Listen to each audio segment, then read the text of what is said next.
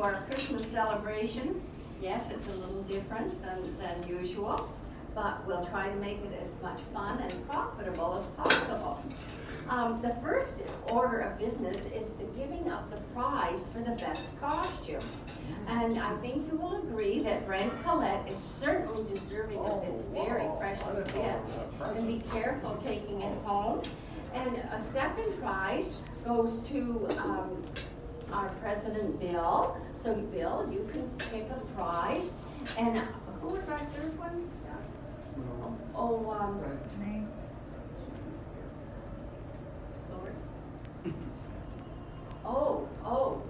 Santa. Where is Santa?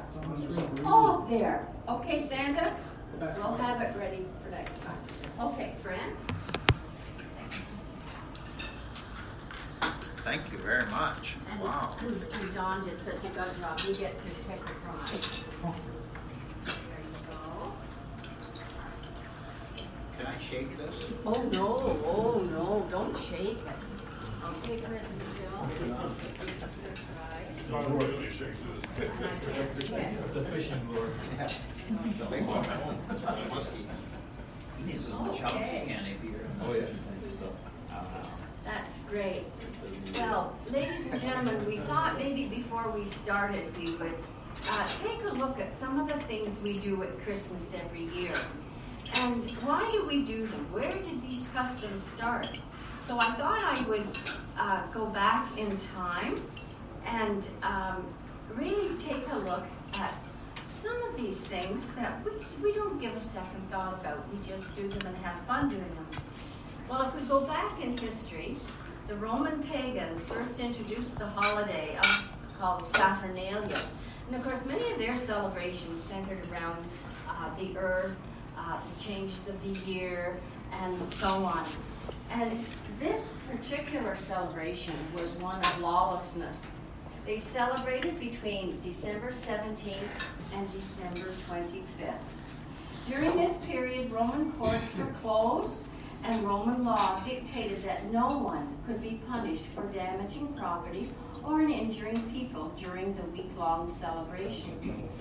The festival began when Roman authorities chose an enemy of the Roman people, and this enemy was chosen. They felt that they were representing the Lord of Misrule, this poor person.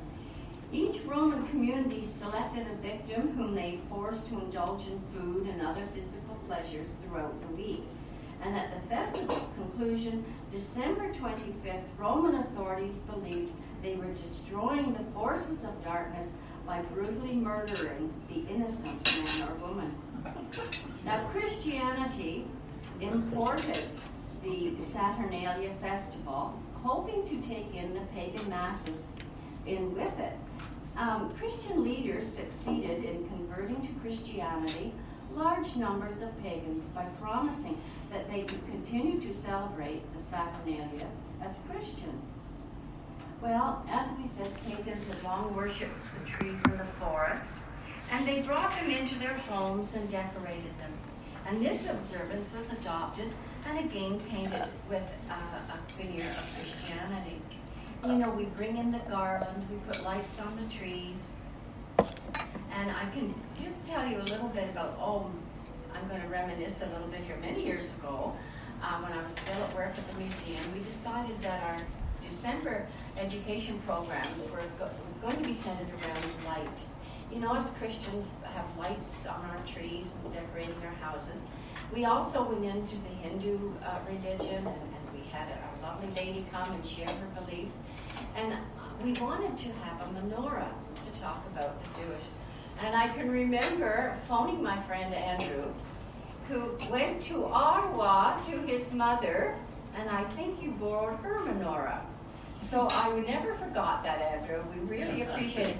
But it was wonderful to look at all these wonderful religions around the world and how important light is. And of course, to us Christians, Christ is the light of the world. And because of its known pagan origin, Christmas was banned by the Puritans, and its observance was illegal in Massachusetts between 1659 and 1681, or that means for about 22 years, the people could not sing Christmas carols. However, Christmas was still celebrated by the Christians, just as we celebrate today. So, we were supposed to have a little musical break here while Doug and I do a little more business, so enjoy. Eat.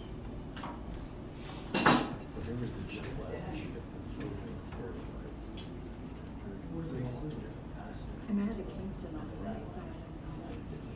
So there's yeah, so I figure we'll be working for So before we get into that really deeply, Bonnie did mention Hanukkah, of course. Hanukkah, and you can't say anything, Andrew. How many days are there in Hanukkah? Show your other hand there, Marilyn. I see 5. I don't see the other one. There's 8. Well, yeah, there are 8. So if you didn't know that, $10. How many candles in the menorah? There's one for every day, right? Yeah, 9. What's the center candle used for? Why are there 9 candles in the menorah? One for Andrew. One for, that's right. Well, the center candle, of course, is used to light the other candles. It's called the shamash. Shamash. There we go. So if you didn't know that, $10. Wow. I'm ahead of the game. Yeah, this is going to be an expensive day. I'm watching all you guys on the screen as well. Enjoy the music.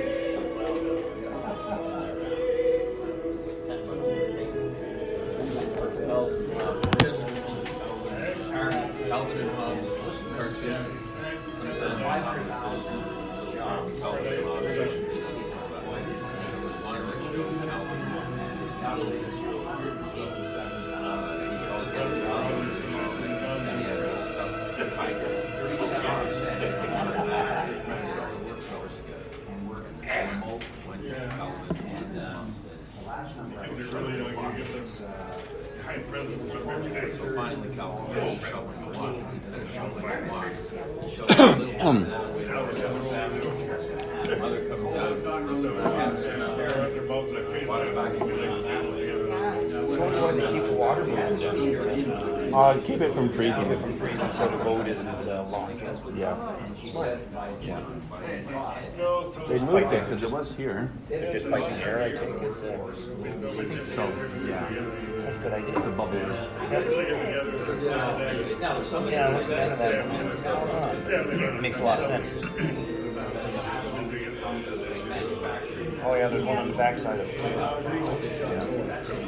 Yeah. There's 3 there. Could have got your boat down there, right? Yep.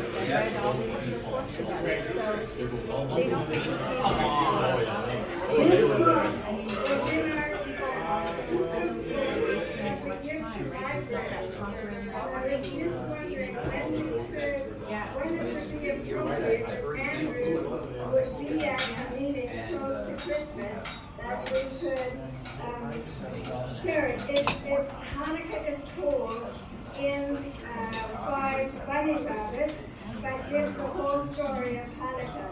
So I just thought that would be appropriate to have Andrew's name in it. Yay! Great idea.